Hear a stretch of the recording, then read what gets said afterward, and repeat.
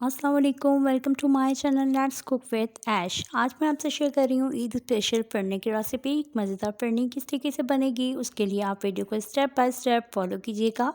चलते हैं अब अपनी आज की रेसिपी की तरफ। बिस्मिल्लाहिर्रहमानिर्रहीम। यहाँ मैंने इस मेजरमेंट कप से 2 कप चावल लिए हैं और इसको अच्छी तरीके से वॉश करेंगे। 2 से 3 दफ़ा इसका पानी निकाल के इसको भिगो के रख देंगे, ओवरनाइट के लिए भिगो देंगे। और यहाँ पे मैंने ओवरनाइट के लिए भिगो दिया था। अब यहाँ पे जो है मैं सुबह मॉर्निंग में इसको चेक किया है। ये देखें चावल कितने अच्छे तरीके से हमारे गल चुके हैं। तो अब हम इसको जो है पानी इसका निकाल देंगे। थोड़ा सा पानी हम इसमें छोड़ देंगे।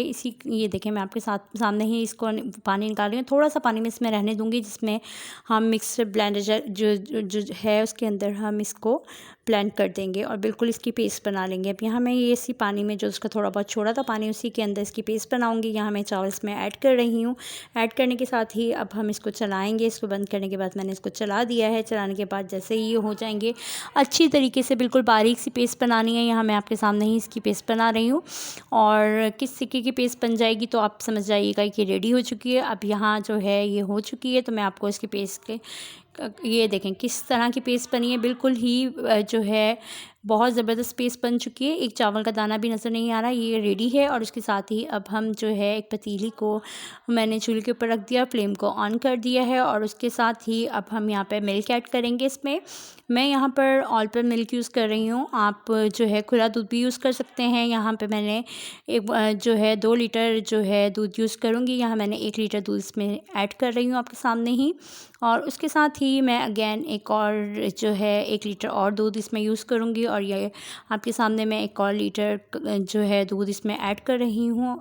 यहाँ पे जैसे ही ये दूध ऐड कर देंगे और उसके साथ ही अब यहाँ पे मैंने इसको दूध ऐड कर दिया है और फिर मैंने इसमें ये हाफ़ टी स्पून पिसी हुई इलायची है, सब्ज़ इलायची, वो मैंने पीस कर इसमें डाल दी है। उसके दानों को पीसा है वो डाल दिया है। इसके साथ ही अब ये जो कप है इससे हम जो है 2 कप चीनी लेंगे और वो इसमें ऐड करेंगे। यहाँ पे देखिए मैंने 1 कप चीनी लिया है इसी मेजरमेंट कप से जैसे मैंने चावल मेजरमेंट किए थे उसी से मैं चीनी मेजरमेंट कर रही हूँ। यहाँ पे ये दूसरा कप हम चीनी का इसमें ऐड कर देंगे।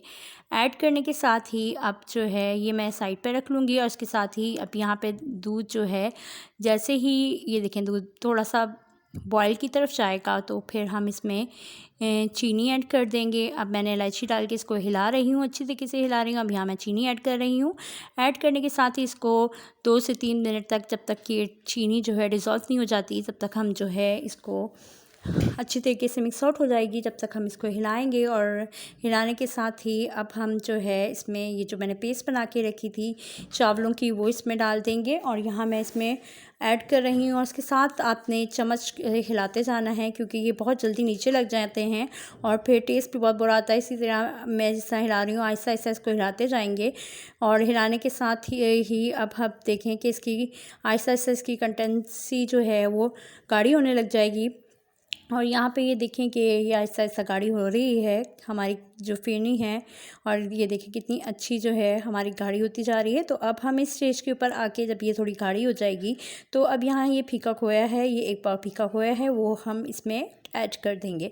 अब ये मैं इसमें ऐड कर दूँगी। ये ऑप्शनल है लेकिन इससे टेस्ट बहुत अच्छा आता है। ये भी मैं इसमें आपके सामने ऐड कर रही हूँ। ऐड करने के साथ ही और अब यहाँ मैं इसको अच्छी तरीके से, ताकि अच्छी तरीके से जो आपको लम्स नज़र आ रहे हैं ये भी ख़त्म हो जाएंगे, तो ये जो है मिक्स आउट करना है अच्छी तरीके से, थोड़ी देर पकते देना है। और यहाँ देखें हमारी बिल्कुल ये मिक्स आउट हो चुकी है। कंसिस्टेंसी भी बहुत अच्छी है और यह हमारी जो घी फिरनी है ये तकरीबन अच्छी रेडी हो चुकी है। ये देखिए मैं आपको दिखाती हूँ और यहाँ मैं आपको अच्छी तरीके से दिखा रही हूँ कि किस तरीके से हमारी फिरनी जो है रेडी हो चुकी है।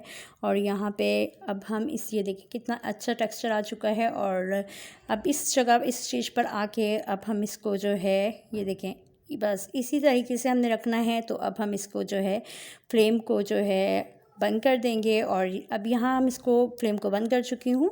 अब हम जो है इसको ठंडा होने के लिए रख देंगे और ठंडी हो जाएगी तो हम इसे निकाल के इसको डेकोरेट करेंगे। आप चाहें तो फ़ौरन भी डेकोरेट कर सकते हैं।